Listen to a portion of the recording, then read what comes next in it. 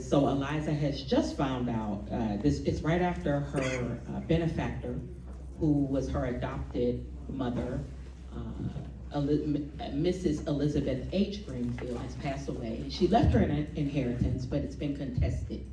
And so she is right now penniless. She has lost the home that she grew up in, and she doesn't know what she's going to do. And this is one of my favorite scenes in the book.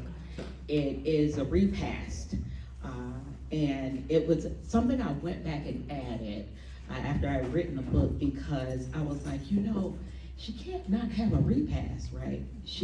Even though Eliza and her benefactor, Elizabeth H. Greenfield, were part of a Quaker community, Eliza had a Baptist church that she attended. And she actually was a member of that Baptist church when she died. And so I wanted to show that these Black women surrounded her after she lost, who took care of her entire life.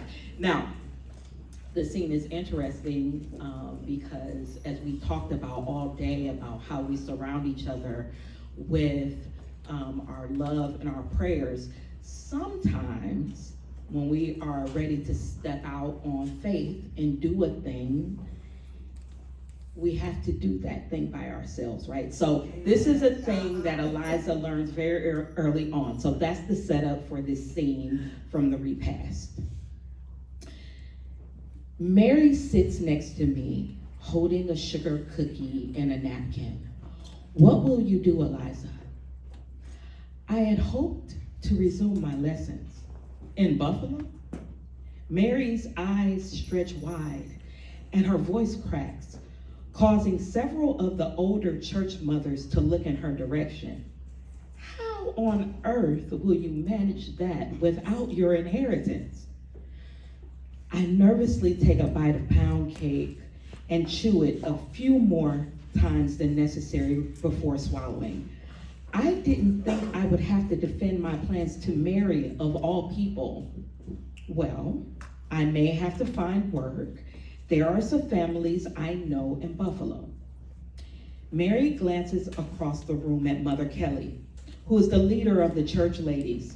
She is full of wisdom and wit. Mother Kelly slowly waddles over on her cane, peering at me through her clouded yet compassion-filled eyes. Her firmly pressed together lips tell me she has already made up her mind about my situation. Eliza, do you really think now is the time to be talking about singing lessons? Mother Kelly asks as she struggles to sit on the other side of me. It takes her a moment to get settled. Her wide hips and mine don't leave room for anyone else except tiny Mary. The Lord blessed you with this voice, she continues as she takes my hand in hers and squeezes it lovingly. And you can use it for his glory. The amen corner starts to amening, and Mary gives me an apologetic look because she started this. For the first of what I am sure will be countless occasions, I long for the support of Miss Lisbeth. Mother Kelly, I intend to sing on stage. I am resolute, yet respectful. Mother Kelly looks down at the wrinkled and veiny hand that covers mine and lets out a weary sigh. Then she gazes back up at me, teary-eyed and pleading. Baby, that ain't a life for us. Us. This is the education Miss Lisbeth neglected to provide. And these are the truths these ladies want to remind me about. The pound cake in my stomach sits heavy like stone, no longer a comfort. Now, I know you are excellent at baking, and children seem to take to you, Mother Kelly says thoughtfully. Deacon Odom inquired about her a week ago, if my memory serves me, Mother Eloise Benson adds from across the room as she brushes crumbs from her lap onto Miss Lisbeth's beautiful rug. My eyes settle on the crumbs, hoping she doesn't grind them into the delicate fibers with her boots, because I will sweep them up later. My thoughts need to go anywhere else but to a life with the widower Deacon Odom and his house full of unruly boys. Someone knocks at the front door, undoubtedly more of the women from Shiloh Baptist with more pots, more pans, and more lessons about life's harsh realities. I quickly stand to answer the door. Perhaps if I can quickly get through greeting everyone and accepting their condolences, then I can go back to relishing the final moments in my home. But Mary leaps up too. Sister, don't trouble yourself, rest. I will take care of that for you. I ease back down onto the couch, but with the church mother's gazes fixed on me, waiting for my response, I do not consider it rest. Is Deacon Odom looking for a governess? I hadn't heard that, I say to Mother Eloise as I absentmindedly take another slice of cake. His boys do not heed me when he does bring them to Sunday school, so I don't think I'm the right selection. Of course, I know their implication is for more than employment with Deacon Odom, and they know I know. The shrewd glances that pass between them tell me as much. Eliza. I look up at the sound of Mary's nervous-sounding voice, and then I scramble to my feet at the reason. Lucian's mother, Mrs. Sadie Brown, stands in the doorway, flanked by her two oldest daughters, Caroline Brown Feathers and Beatrice Brown Pickens. They're three shorter, rounder, more feminine versions of Lucian, sandpaper-colored, wiry, and well-built, just like him. At least the women in the Brown family have softer facial features. They have the same nose, but narrower, and identical almond-shaped eyes. Beatrice is blessed with the most striking dark lashes, giving her a sweet and demure look that I'm sure was helpful in landing her a husband. Standing in front of the three women who appear to be on a mission, I wish I could shrink myself the way Lucian does when he's around white men. Hello, Eliza, Mrs. Brown says as she takes both of my hands in hers and squeezes them gently. We are here to offer our condolences on the loss of your benefactor, the late Mrs. Greenfield. Thank you. The words and sentiment are welcome and appropriate, but they feel impersonal coming from the woman I've known since I was 14 years old, since Miss Lisbeth sent me to a summer youth camp at Mother Bethel AME, and Lucian and I befriended each other. But that's how Mrs. Brown always is, especially regarding me, cold and impersonal. There is something that bothers her about our friendship, although I don't know what it could be. When I met Lucian, he was sitting on the back pew of the church alone, stewing, while everyone else was having a good time chatting and socializing. It was my first time at the church, and I didn't know anyone, but I suspected that he was one of those young people who stayed on the outside of things. My suspicions were confirmed when the boys and girls separated for their own sessions, and the girls gave their opinions about the boys. The words used to describe Lucian were strange, peculiar, and odd, while they thought his older brothers were dreamy.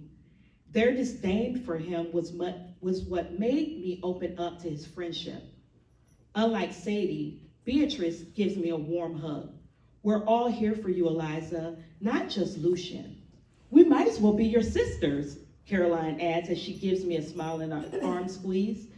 As much as we share Lucian with you.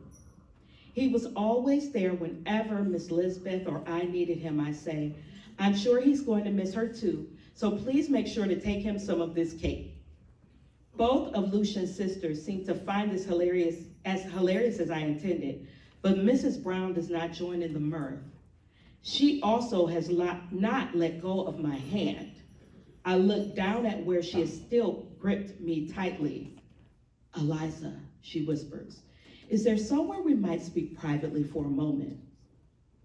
She slowly loosens her grip as I lead her to Miss Lisbeth's study. The room is rather stuffy and warm because the windows haven't been opened in days. Immediately, sweat beads gather on my brow, and I wish I had a handkerchief to dab my forehead.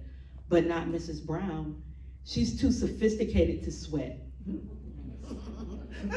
I'm sorry it's so hot in here, I say. We are closing the townhouse for when I leave. Mrs. Brown closes her eyes and shakes her head. It's a shame what's happening with your inheritance, Eliza. I pray things are settled soon. Please pray harder, I say sadly. Mrs. Brown turns my body to face her and gives me the most serious and imploring gaze.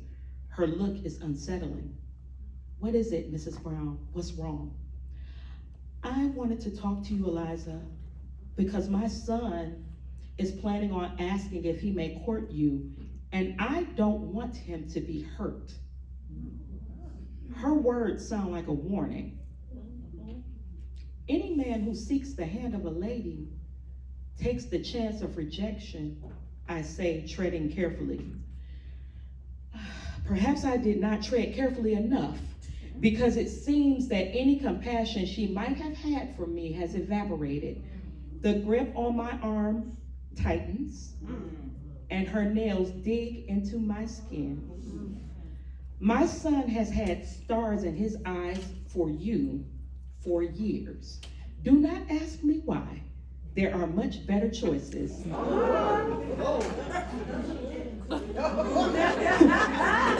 Young debutantes who did not originate on plantations in Mississippi. I try to ignore the spray of spittle on my cheek.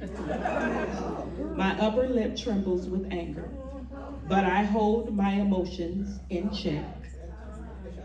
I am not ashamed of my origins, but you dismiss my son as if you are too good for him, she hisses.